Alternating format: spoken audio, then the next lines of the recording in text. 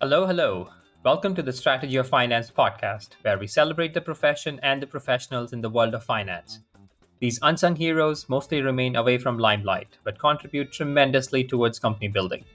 We endeavor to unpack their journeys to understand what moves them, get inspired by their triumphs, learn from their experiences, and most of all, connect with them at a personal level. I'm your host, Rohit Agarwal, and besides this podcast, my full-time duties include building Creo, the unified operating system for corporate spend.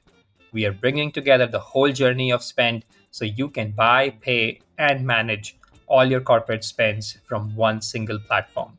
Do check us out at www.krayo.io. Without further ado, let's tune in to learn, grow, and inspire.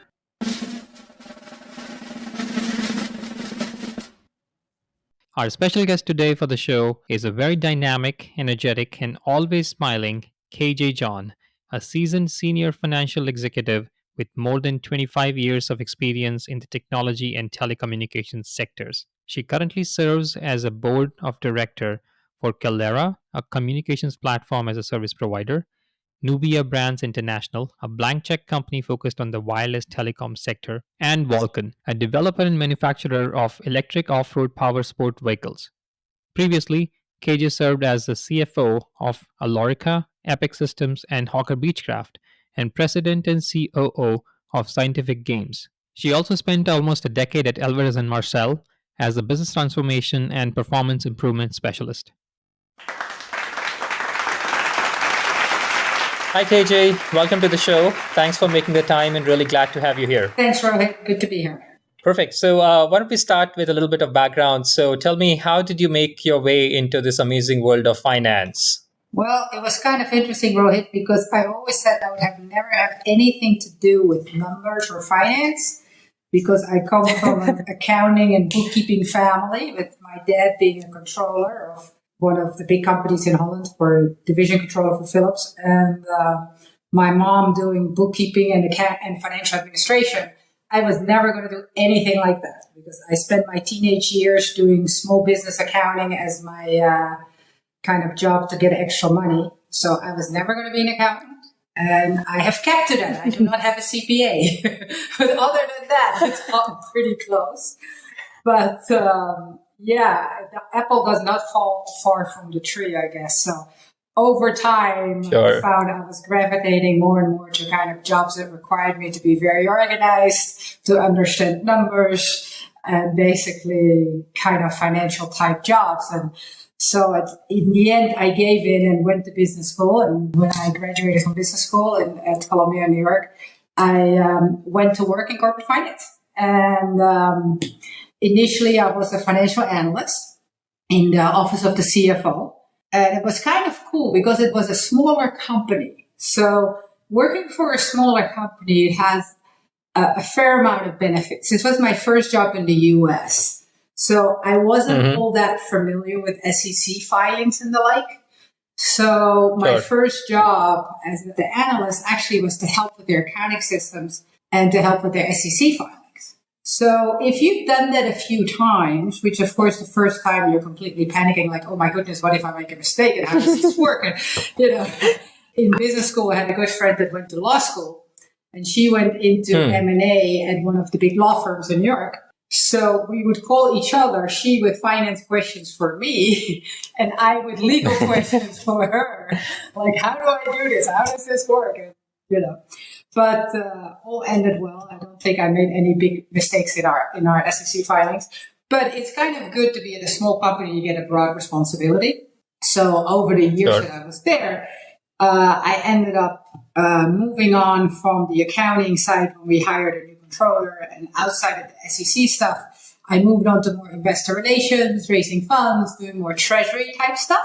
So that was also really, really helpful for my background to deal with analysts, to know what to say, what not to say, and to kind of see the fundraising side of it, to go to conferences with the CEO. So that was very good exposure for me. I was interested in the cool industry when I graduated was telecom. We're talking late 90s in the US.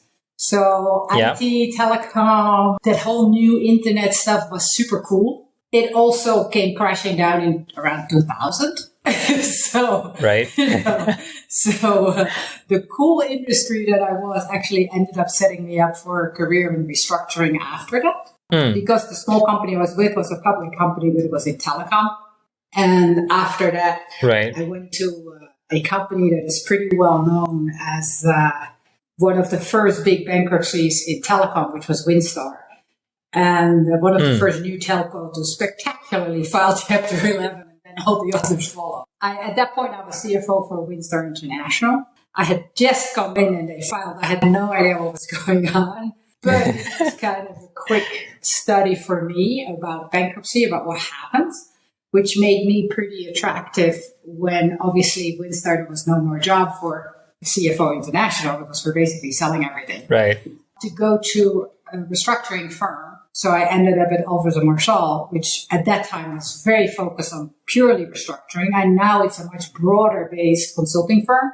But when I joined them, it was still very much a boutique based on restructuring, turnarounds, working with companies to help them through tough times.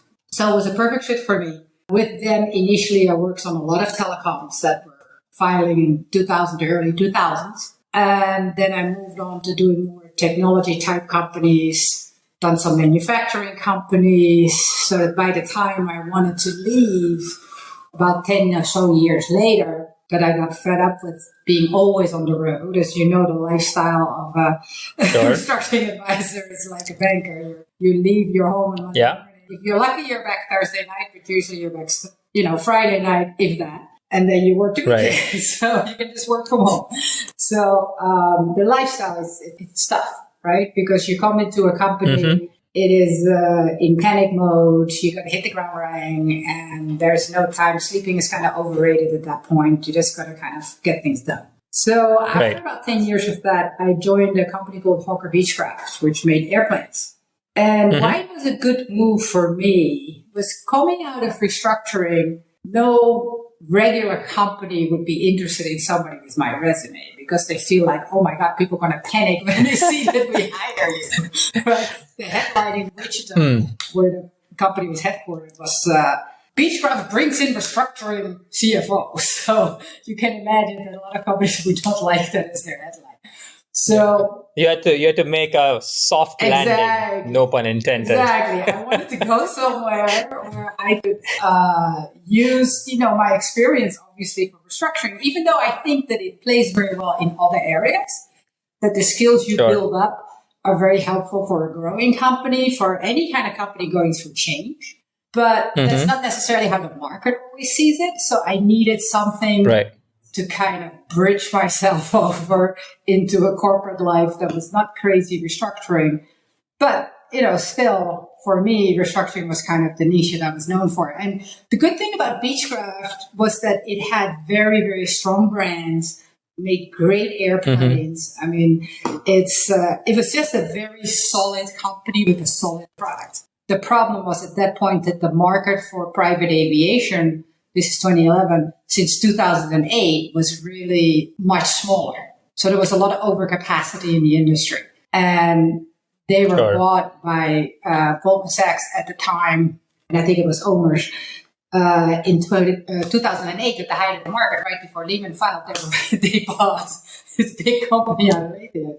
And guess what? They levered it up. So at a time when the market was shrinking for the product. So fundamentally, you have a company that is really good, makes great products, but it's over leveraged, and you need to figure out what to do with the competitive situation. So for me, it was a good fit. I enjoyed my time there, and we managed to have a very good outcome. The company went through Chapter 11 filing, came out of it in record time, like in 8 or 9 months. And then later it was sold to its competitor, to Textron Aviation. And it was. I think it was a good outcome for everybody.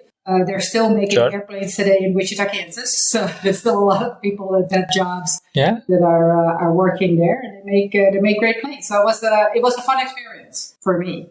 And I bet. After that, I stayed in Kansas, and I worked at Epiq Systems, as you may remember. Yeah. And, very, very fondly. That's kind of where we first met. And that was a much interesting company. There was still a bankruptcy angle because part of their business is claims processing. So that's why my boss, the CEO, wasn't scared of my restructuring background. He was actually very happy that I worked at Alvarez Marsal, which was one of his big clients. So he just thought that was a very good background. And I was super happy. It was a very nice company. We had a great team. And it just had some challenges. I mean, it was a profitable company. It was not a restructuring. But it had some challenges with some activist shareholders that thought that they should be making more money. So the company got sold a few years later. But it was one of those situations where you come in, you find the situation a little different than what you expected.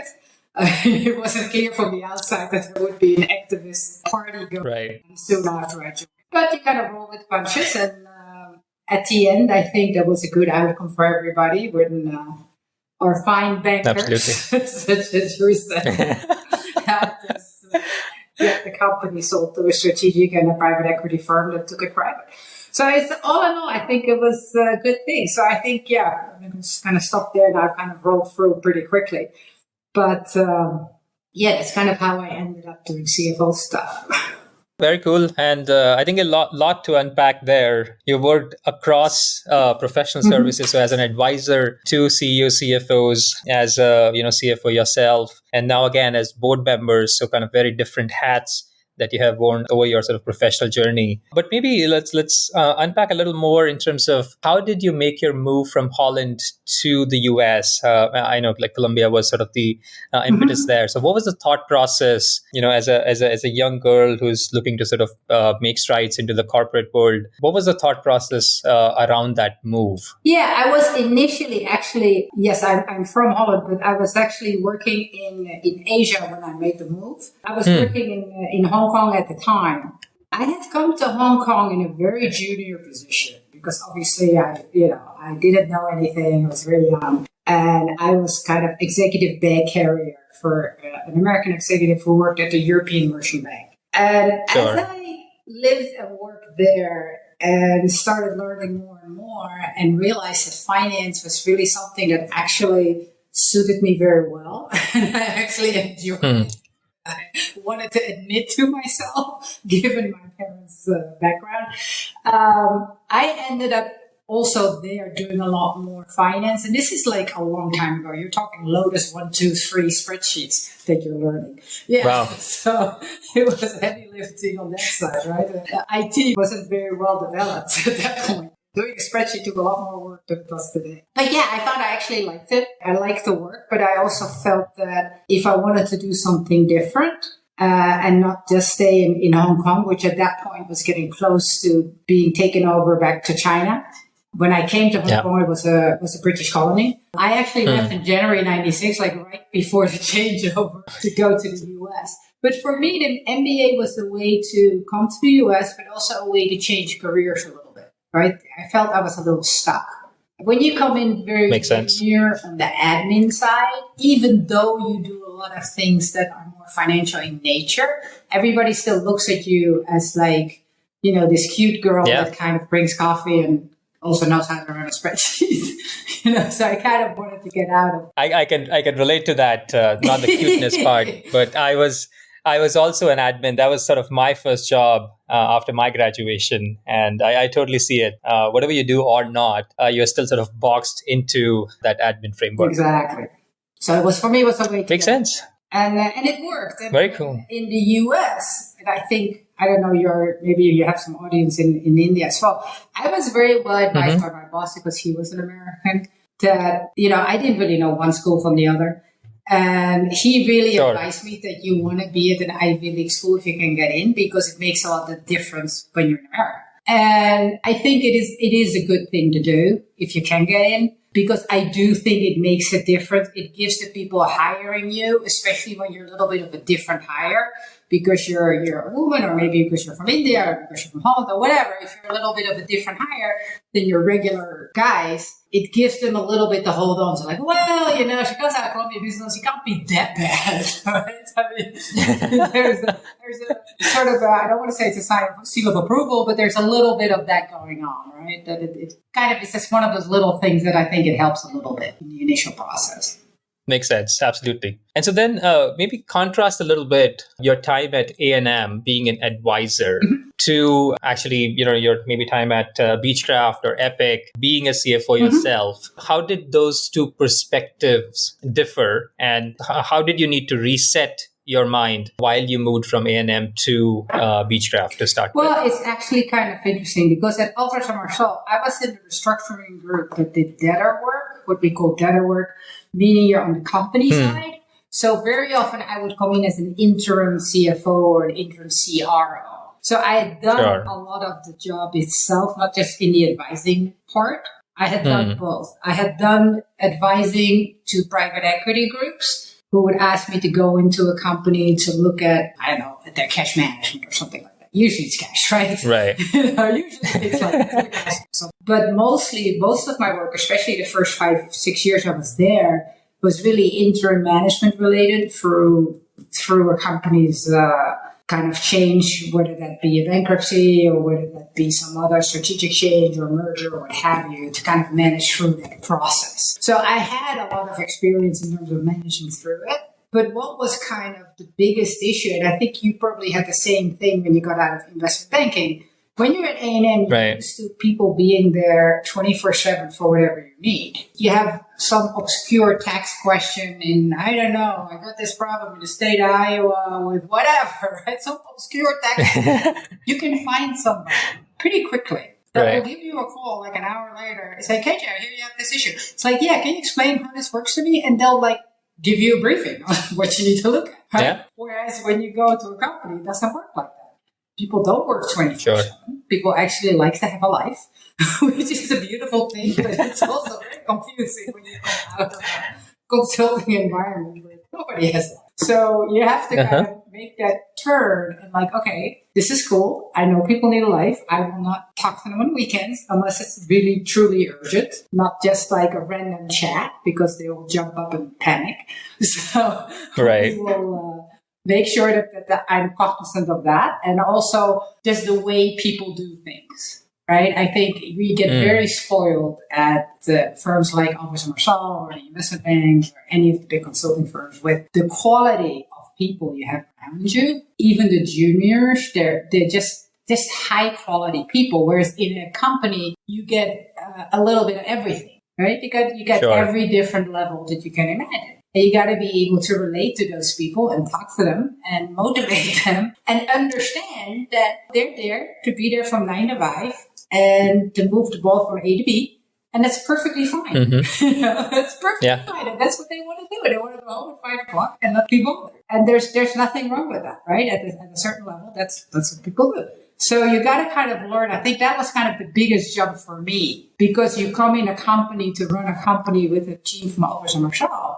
The team, the associates and the analysts, they deal with the groundwork and run around and get all the information. And then they're 24/7 available to you. And whatever else you need that is a little outside the ordinary, you can easily ask. You get the information pretty soon, rather than having to dig deep that you do in a company. Makes sense. Very interesting. So when I moved out of banking, I certainly had this thought that, hey, right now I'm probably covering, 20, 30 odd different companies. And there is a bit of that kind of, intellectual satisfaction that you may get by talking to different individuals, by being able to cover a broad swath of industries and sort of really being able to, kind of know a lot, versus once you move into a corporate setting, 24/7, that's kind of one company is what you were really thinking about. Was that also something that was a challenge to you when you moved out of A&M, to be able to say, hey, now this is one company is what I need to think about? Or that was much more easier to kind of see into? I really liked it, actually, right? I think the one thing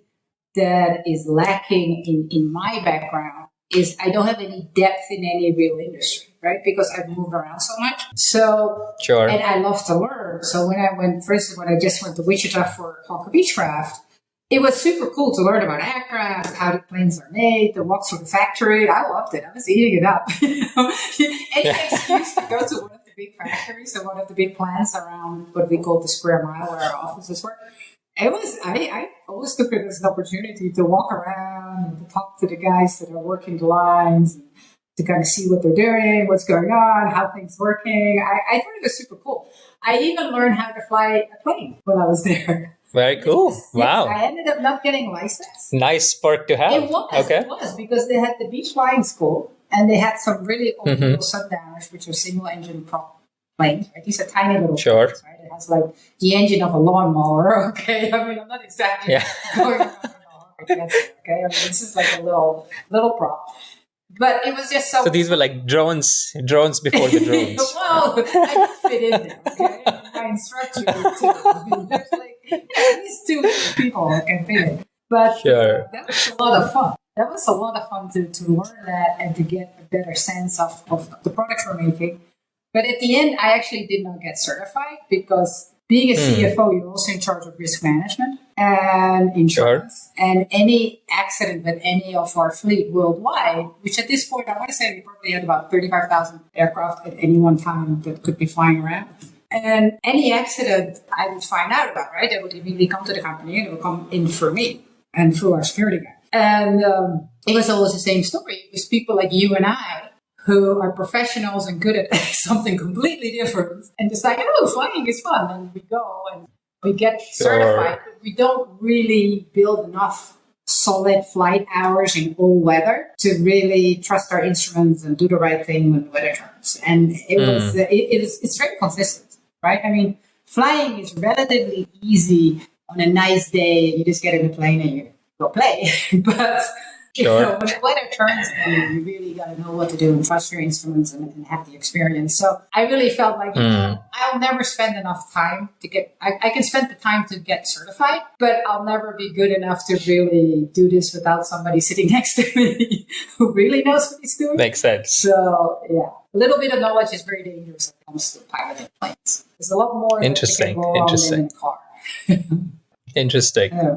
Wow. So after, training to fly aeroplanes, then you landed at Epiq and then did another sort of CFO stint. And now you are board member at multiple companies. How is sort of the transition in life, again, from, actively being involved in day-to-day operations to now being more of an advisor to the CFOs and CEOs? It's kind of interesting, right? Because one of my first board appointments, or actually I think it was the first one, like non-charity board, was actually somebody who was the CFO there, was an auditor at Epiq, actually. He was the partner at Deloitte at Epiq Systems. And he went off and did his own thing. He's like a CFO of this really cool company that makes electric off-the-road bikes and vehicles. And super cool, fun company.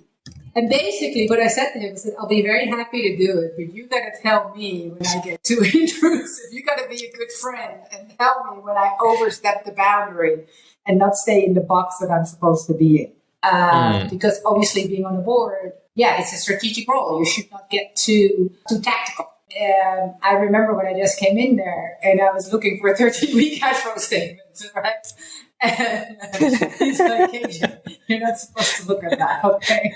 And we don't create those because we're not in a bankruptcy situation. So we have a pretty good handle on our cash, okay? You got to trust me on this.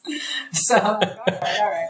So, I think it takes a little getting used to. And I obviously attract also boards that are in some form of change or restructuring or what have you. Sometimes you do have to kind of pace yourself in that you don't get too involved with things. You got to trust the CEO and CFO to do their job. But at the same time, I'm also on audit committees for most of my boards. So but it's been a learning experience, but I think I'm getting better. I don't think I've pestered the CFO and the CEO too much. All right. Given sort of the experience that you've had across working with different CFOs, different geographies, different industries, how do you think about the evolution of the role of CFOs over the last few decades? And how do you see it sort of playing out maybe over the next 5 to 10 years? It's kind of interesting, right? I always feel that there is this there are always shifts, right? It's kind of like with CEOs as well. With CEOs, depending on the economy, if the economy is bad, they want a CEO with a sales background. The economy is better, they want, or if there is some financial instability, they want a CEO with a CFO background, right? Or they want an operational CEO. So it's kind of the same with CFOs, usually in terms of accounting versus finance. Like there are times when there's a lot of regulatory stuff going on, like when SOX came on, those early days after SOX, everybody wanted a CPA for CFO. And once that kind of died down and you get it to the point that the company needs to do a lot of financings, they want a banker, right? Or somebody that has some kind of treasury type background. So I think the truth is probably in between. The truth is probably that what you need is somebody that understands and has a broad understanding of all the aspects, right? I've never been detailed on the tax law, but I understand enough of it to know what questions to be dangerous, ask. Exactly, to know what questions to ask. And also, I am not too proud to ask, right? If something new comes out and I'm not sure, I'll just ask our tax advisor or I'll just send it to me. I'll read it, right? Just send me the whole thing. I've read a lot of different FASBs and a lot of different, new tax regulation. Although the one that came out under Trump was insane. That was so confusing and it was so big. It was so much. I actually gave up on that halfway. I told the tax guys, like, you got to give me the short version of this because I just can't work my way through it. Yeah. But on that one, to my defense, most people couldn't quite figure out what half of it, which way it went. So when in doubt, assuming your favor, till they come knocking, right? So that was kind of what we did there. But I think in terms of the CFO role, you need to be broad enough to know where the problems are. And when you have a team, the first thing I always do is try to assess, on my team, who does what and how well they get it and what are their strengths and weaknesses, right? Where do they need help from me? Where do I need to focus? And part of it is dictated by the industry you're in, by the issues the company is facing, what is most important for the company at that time. If the company keeps breaking its covenants, right, obviously you need to spend a lot of time with the lenders and with treasury. But you also probably need to fix your FP&A because they're obviously not very good at giving good projections. That's the source issue that they're facing is that they give the wrong projections, and that's why they're always breaking covenants. Sure. So depending on the situation of the company and the strength of your team, I've always tried to keep the team that was there, which usually I've been able to do with maybe one or two exceptions. So there's maybe one function that you need somebody else for. But generally speaking, I've been able to keep the people that were there and just kind of worked around their weaknesses and built on what they have. Because I think if you can do that, people like to believe that, you need to have a sweeping change. But in most cases, people kind of at the VP level and the director level, you can find some really good people. And I was lucky to work also in Kansas. You have some really, really good people coming out of the universities there. So you have a lot of talent right there. And you may need to change out one or two, but I don't generally have not really changed out whole teams. I've not felt the need for that. Sure. Which also, if you do that, you basically risk throwing out the baby with the bathwater, right? There can be a lot of internal knowledge that now disappears because not everything is properly documented at a lot of companies. So for me, the evolution of finance overall, I think it's going to be more because of IT than anything else. But specifically in terms of the general role, it kind of depends on the company, right? Where the company is in its life cycle and what is the team that it has and how can you get that team to do what they need to do at that point in time. But I think IT is probably the biggest driver of change. I don't know if you use like ChatGPT or what, but I've kind of played with it a little bit. Just to know what it is. Right. If you think of things like that, if you think of things like press releases in investor relations, if you think of creating decks, if you think of, there's a lot of things that chances are that you can automate much more. But at the same time, but having said that, though, a lot of companies don't have the basics. As you well know from your experience, that you get like 10 different numbers depending on who you ask the question to, right?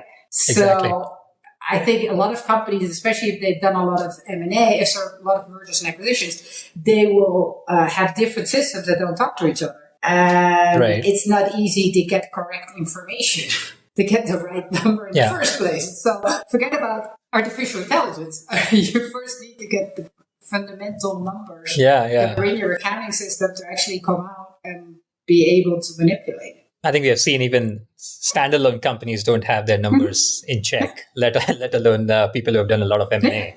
Makes sense. And with all the AI, it's like garbage in, garbage out. If you can't put in the right kind of information into it, you're not going to get any interesting answers from it. Exactly. Very cool. You talked about team formation as the CFO and that being a crucial part. I'm sure over the years, as you grown up, you may not have found yourself surrounded with other women. Right? And at least like I've seen you at Epiq and sort of, few of the other roles that you have played, you've always had kind of a little more diverse set of folks that, working in your team. So tell me a little bit more about that in terms of what has been your experiences over time with diversity and inclusion, and what do you do specifically, while you were maybe a CFO and now as a board member to create the right set of environment where diversity and inclusion can foster? Because finance is notorious for kind of not having the right kind of representation, even compared to, whether it's human resources or marketing or sales, some of the other functions in companies. No, that's a good question. And I think in finance, you have one lucky thing a little bit that a lot of women have gone into accounting, right? So on the accounting side, if you look at the accounting firms, they've been kind of ahead of corporate America, I think, a little bit. And there's a fair amount of senior people that are becoming partner or at that level about to become partner, or that you can find pretty senior accountants that you can bring in that are women, right? So on the diversity side, in terms of female versus male, I think usually the easiest to make stride is on the accounting side, right, in your team, and also on the tax side. I've had very good success there. That there's for some reason, there's a lot of women that go into it. And I think in the last 20 years, when I went to business school, I liked Columbia because it had a high percentage of international students as well as a high percentage of women. But I think high percentage is still I want to say at that time was maybe a third, something like that. I mean, that was at that time, I think, the number.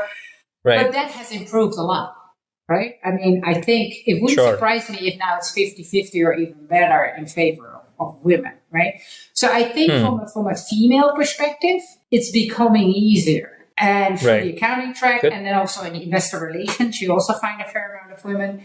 So I think there's been some traction there that you can find, good female leaders. On the diversity side, it is very much depends where you are geographically as a company in the States, right? The United States is so big. And if you're headquartered, let's say in Atlanta, I've worked at companies in Atlanta and I found a lot of really qualified African Americans. And they were awesome, right? But there's a big market there. Yeah. I mean, there's a lot of African Americans that live there.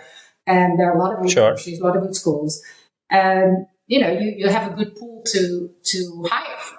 When I was in Kansas, I didn't have such a big pool, right? It felt that the pool was smaller. So you had to kind of push back on HR and say, look, guys, I can't just have only, old white guys in these jobs. If we have a new position, you need to come up with different candidates. You need to find different candidates. Because otherwise, we haven't really looked at, the best candidates. We haven't really looked at the good cross-section of people to be able to find out who is the best if you don't even give me the option, right? So that's always been the first step that I have done is kind of push back when you only get the same candidates over and over, right? So that's one step. The other one also, I think, is looking at your pipeline. I mean, I've had financial organizations of 500-600 people at some point. At Alorica, we had 600 people in finance, which is crazy. Wow. We had 100,000 people. Are they? I mean, we did cut them a lot, right? I mean, especially a lot of shared services and other things. But yeah, I did. Sounds like they were literally being counted. I had exactly. I had a significant culling to do there, right? But actually their diversity was much easier because we already had a lot of people working in the Philippines, being a call center business, business process outsourcing. You're going to have a lot of people in the Philippines, right? Sure. So, And they're also, as you may know, they're also very well educated, very American oriented, very easy for an American company to do business with them, because chances are they're very qualified also in US GAAP and stuff like that. So yeah, diversity wasn't an issue there from an Asian perspective. So yeah, I think part of it is your own drive to get the feeder, right? Not just the VPs, not just I used to like to do skip level lunches, like have lunch with a few people that are a few level below in an organization. And I found if I do the one-on-one, people get a little shy and a little awkward for them. Sometimes it's like, oh my God, I'm sitting with the CFO. It's like hard to feel like at ease. So I used to do like 2 or 3 at a time from one department, like maybe 3 people that are like 2 levels down in FP&A or something. And, we'll have this like a sandwich in my office or whatever, nothing fancy. We'll just kind of hang out. And I think on that level is where you need to really start seeing the change, right? If you just look at like, well, I don't find any VP that's like, I don't know, an Indian American or whatever. Well, okay, you may not have a VP, but you have a director or a junior director or a manager. I mean, what do you have sitting in your overall groups? And why don't you bring them in on the lower levels and start training them? And also, if they don't work out, why don't they work out? Right? That's the other question you have to ask yourself. It's like, okay, wait a minute. Didn't we have 3 African-American managers over there? Now I have 1? Well, what happened? Where'd these guys go? And why did they go? Why did they leave? I mean, there could be quite a legitimate reason, but you still need to look at it just to make sure that it was a legitimate reason, nothing to do with something the company did that made them want to leave. Did they get the right kind of environment to foster it?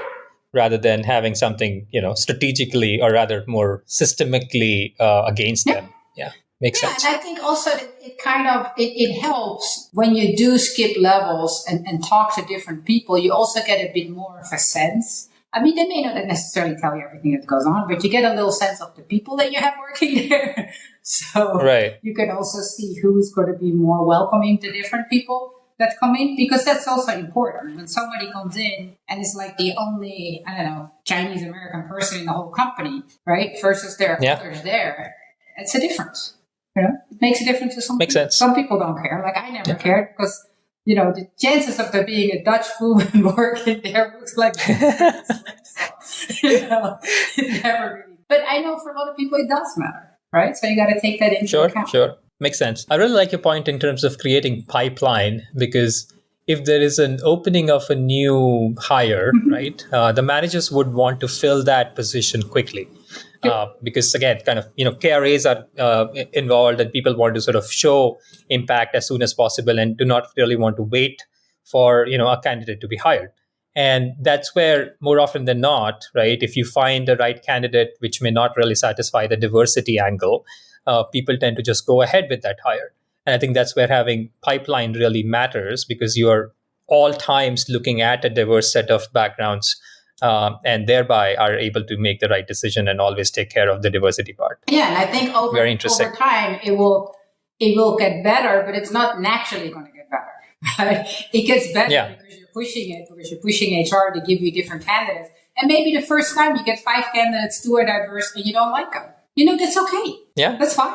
If those 2 are not good for the job, then don't hire them. But if you keep getting them into the pipeline, at some point, one of them will be appropriate and you will hire them. But you got to start putting them in the mix. Yeah, makes sense. Well, let's get into a little bit of an advisory mode. So let's assume hypothetically that, today is my first day as the CFO of a company. What would your advice be for me on my first 100 days plan at this new company? For me, I think you want to first start understanding there are 2 things, right? There's your people that you got to build all your relationships, whether that's internal or external, right? And at the same time, I think what I was thinking about this when we were talking earlier, to me, understanding the business drivers, and this is some homework that you probably have done before you got into the company, is also very important, because if you understand the big picture and spend some time with the CEO to really see what should be our priorities as a company, that will help you set your first 100-day schedule. I mean, there's certain things that will always be there, right? You need to build your relationship with your executive team, your own team, your peers. You need to go lateral to what is the chief marketing, the chief sales, the chief ops, what are those guys doing, and what are the expectations of finance? What do they hate about Right. us? What do they love about us? What is working for them? What is not working for them? I mean, that's important, right? You got to make sure that whatever finance does, it delivers to its internal customers, right? That Sure. you give the information to your internal customers what they need. Otherwise, you got people setting up what I would call shadow finance, right? They set up their own little financial analysts in their teams, which is a duplication of effort, which is very expensive, and it creates a lot of confusion in general because they come up with different numbers. They don't tie. People need to spend time bridging. Absolutely. Kind of like they're bridging numbers to nowhere, basically, right? The numbers that they invented in the first place. So it creates a lot of confusion within the company if you have the shadow finance teams running around in different departments. But it comes because we as finance people are not serving their needs in the first place, right? That's why they create. Sure. That's how they come to exist. It's the same with IT, right? To me, it's really important to understand your customers, your internal customers, to understand your team. What are the strengths and weaknesses of the people you have on your team? Do you have a good controller? Do you have a good treasurer? Do you have a good tax person? I mean, what do they do all day? What is their schedule? What is your cadence? Every company has a cadence, right? We close on day 3, we close on day 4, or whatever. Yeah. Right? Get into some detail there. Okay, when you close, how do you define close? Does it mean you do your bank recs, or do you just do that quarterly? What do you think is close? So get right on definition, so you make sure you understand the language of the company, because the same word may be different things at different companies. Some companies say like, oh yeah, we did close, and then later you're like, well, you didn't do any bank reconciliations, you didn't do this, you didn't do that. Oh well, the accruals we just leave for the end of the quarter, and so in March, suddenly you see completely different numbers. And like, what the heck happened between February and March? Oh, well, we just did the accrual. Right? So, I mean, you need to kind of understand and highlight what the definitions in the company are and how they use it. So that is a very nitty-gritty internal, judging your people, what they do, who does what to whom. And on the other side, does my audience need it? And my audience is my internal clients, right? My peers. It's the CEO. It's the board. It's the shareholders, investor relations stuff that we send out. It's our lenders. What is our lender communication? What is our cadence? When do I talk to S&P? When do I talk to Moody's? I mean, you also should do that on a cadence. I've been at a company once that I came in and they had not met a CFO for like 3 years. Wow. And you wonder why your rating is in the tank.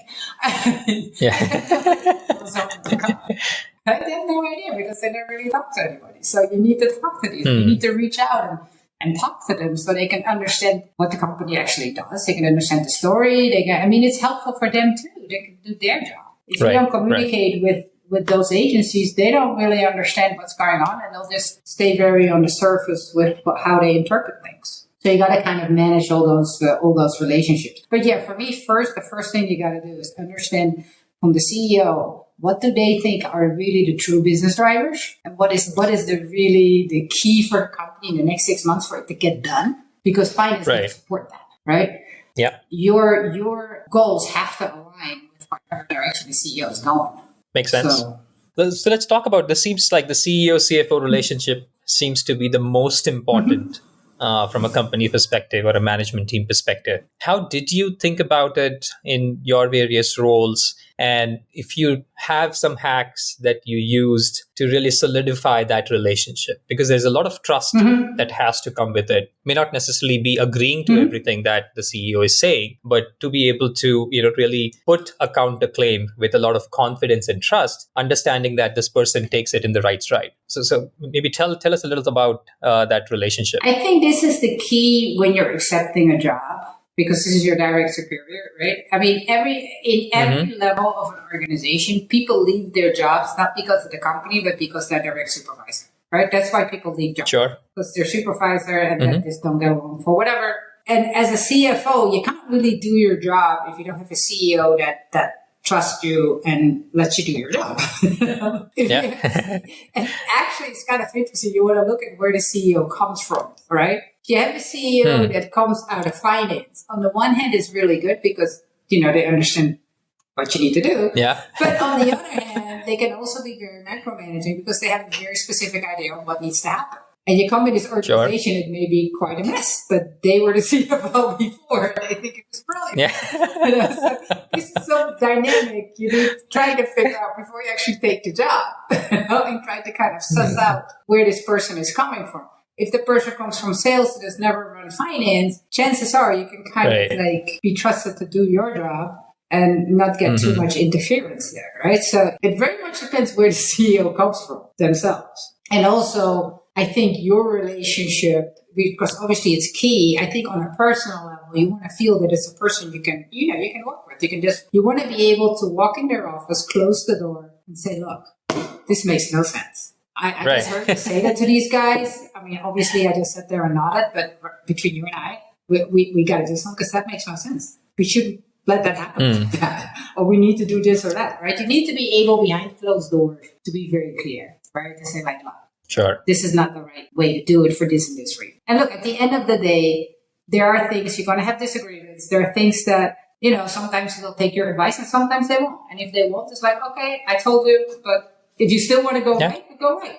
And I'll try my best to make sure it works. Is that what we're doing? Is what we're doing. I just told you what I think the downside is, but I've been wrong before and I probably can be wrong again. So let's just go ahead with your plan. But yeah, you want to be able to feel that you can do that, right? That you can go behind closed doors and be very clear and very crisp about where you think you are. Makes sense. And anything specific that you did, maybe to continue to have that dialogue? Because, at times it may just be topical, right? Your specific topics that you're discussing, and you may not be able to really connect at a little more personal level to understand the person behind that designation of CEO, right? Anything that you did in particular to be able to sort of really get an understanding of that person and where that person is coming from? Not really. It's like you try to get as many CEO exposures before you take a job. Because it's like, because once you're in, it's kind of too late, right? You're there, right? Yeah. And I've been pretty lucky that I've worked for some really good CEOs. And one of them, Tom Olofsen, who actually died shortly after the deal was done, which was quite unfortunate. I mean, he was a super fit guy, even though he was in his 70s. But he was one of the type of guys that really, really kind of put a lot of trust in his team, which is really nice to work for somebody like that, right? And, at times he'd take my advice and at times he wouldn't. I mean, just like everything else. But overall, we got along very well. And we had a fair amount of conversations before I took the job, before he offered me the job. So we spent a really good amount of time together. And I think the times that I've taken positions where I have not had that much time with the CEO, that has been kind of a downside. So you really want to make sure you can try. I know it's when you're interviewing for a job, you just want the person to say like, hey, you're brilliant, you're hired. And here's a lot of money, go do your job. It's usually better to spend as much time as you can with the CEO because that's the person that has to support you. Because if you sit in a board meeting and you may say something that's not popular, like, hey guys, we're out of cash, something like that. You need the CEO to back you up.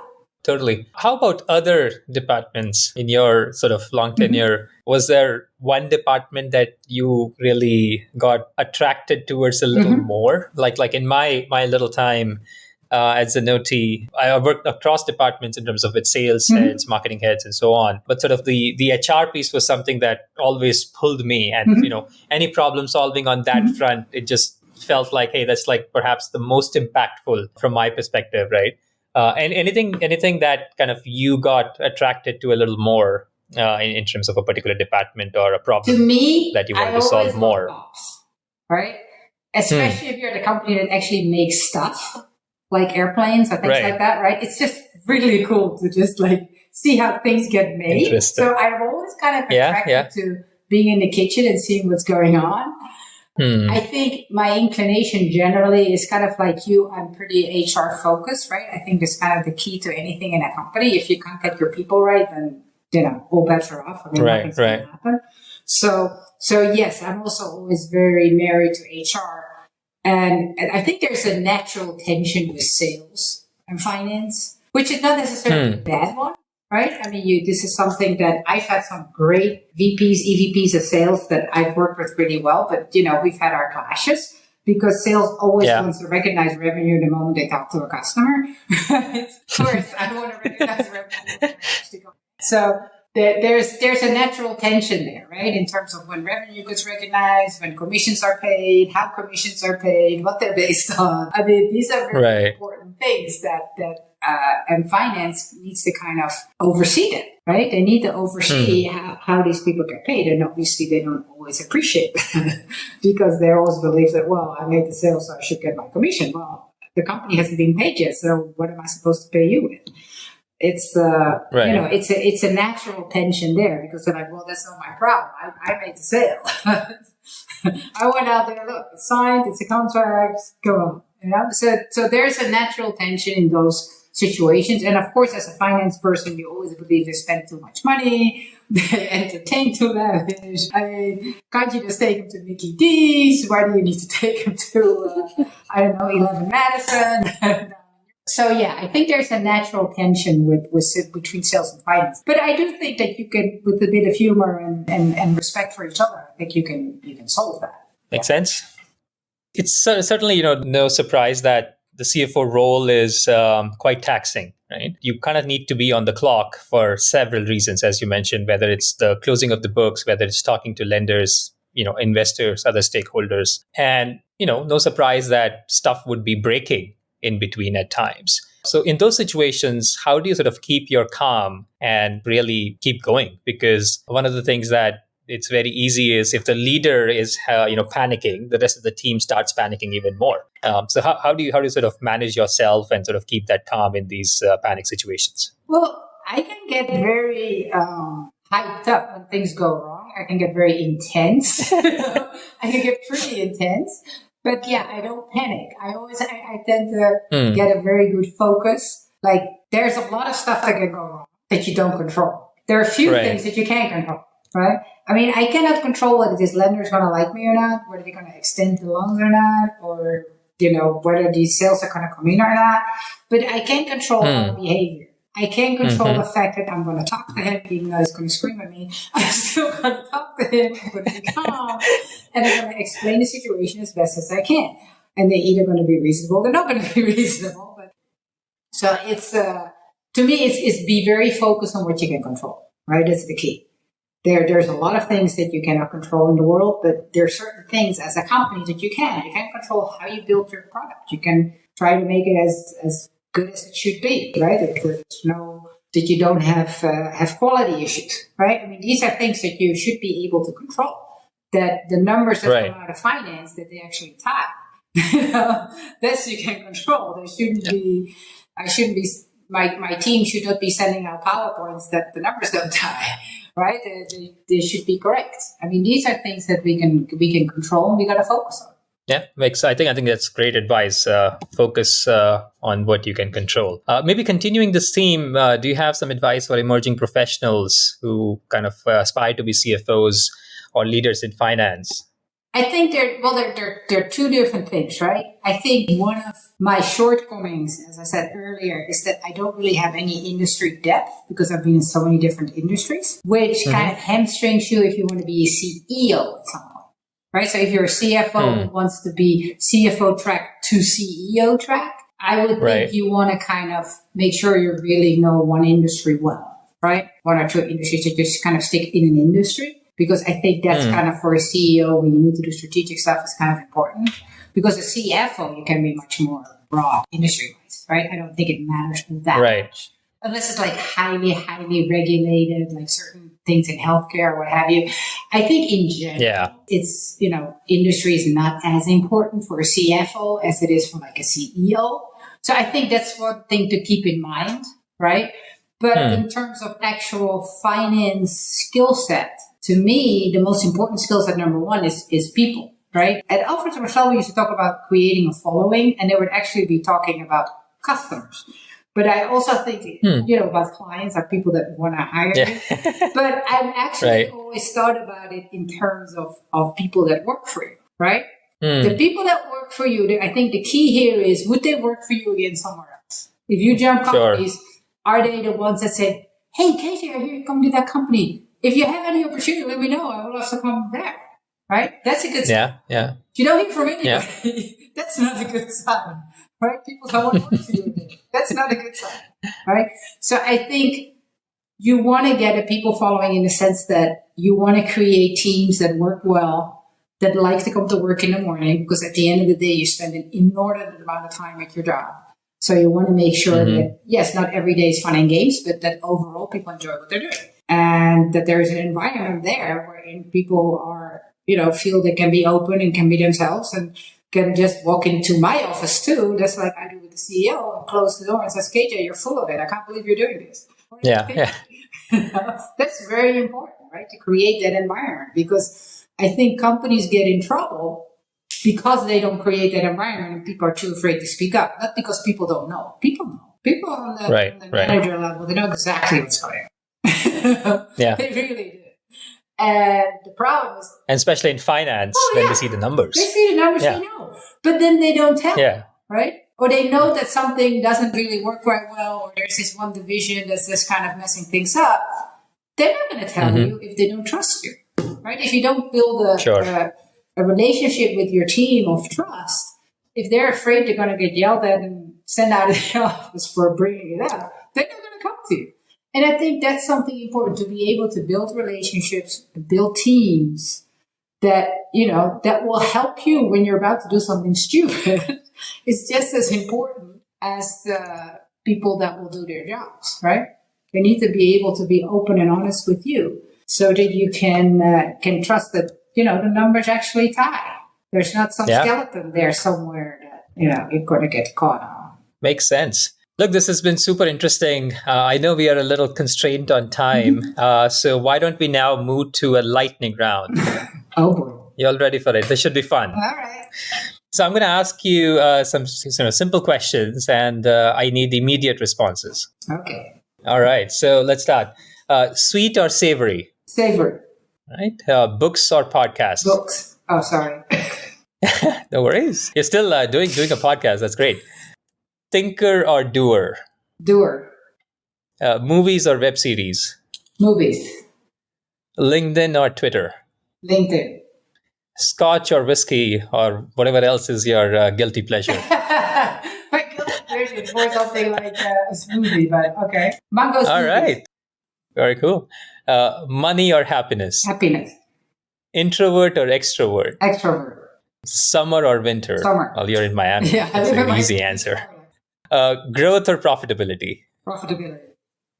What is KJ's one hidden talent? My one hidden talent. That's an interesting one.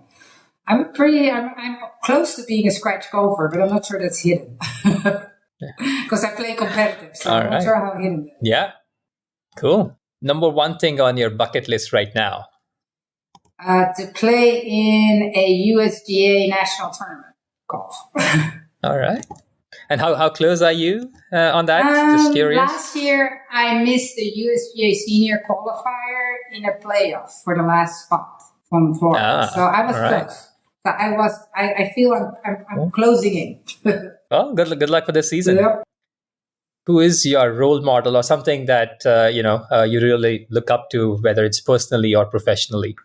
Actually, we were just talking about Tom, about my former CEO, right? Yeah. And he had this one quality that I really admired. Well, he had a lot of good qualities, but this one thing that was really cool. He was we used to call it calm, cool, and collected under pressure. Just think about it. You're a CEO. You've built your business for many, many years. This is your baby. And you got these people yelling at you about how you're doing everything wrong, how you should sell this company and all this. I mean, I would get excited. And I was only at the company for a few months when this strategic situation happened with the activist, who was pretty brutal to him on the phone initially. Mm-hmm. And he just stays so calm. He was so calm on the phone. I was getting more excited than he was. I just walked in the door. It was nothing to do with me personally. But I was getting all excited. It's the way they were talking. I was like, you can't talk to my boss like this, But he was like super calm, super collected, and okay, I see your point. And he was like, he handled that so well. I was like, wow, that was very, very impressive when people can do that. Certainly. And then the last one, describe yourself in 3 words. straightforward, athletic reader. All right. Very cool. Thanks. This has been an amazing show. And again, thanks a lot for taking the time. Well, thank you, Rohit. Thanks for having me. That brings us to the end of this episode. We hope you will find at least one nugget that is beneficial to you. As always, thanks for listening to Strategy of Finance podcast. If you enjoy our show, please rate and review us on Apple Podcasts. Your comments will make us better. And be sure to tune in next week for another engaging conversation. Until then, this is Rohit Agarwal, and remember to learn, grow, and inspire.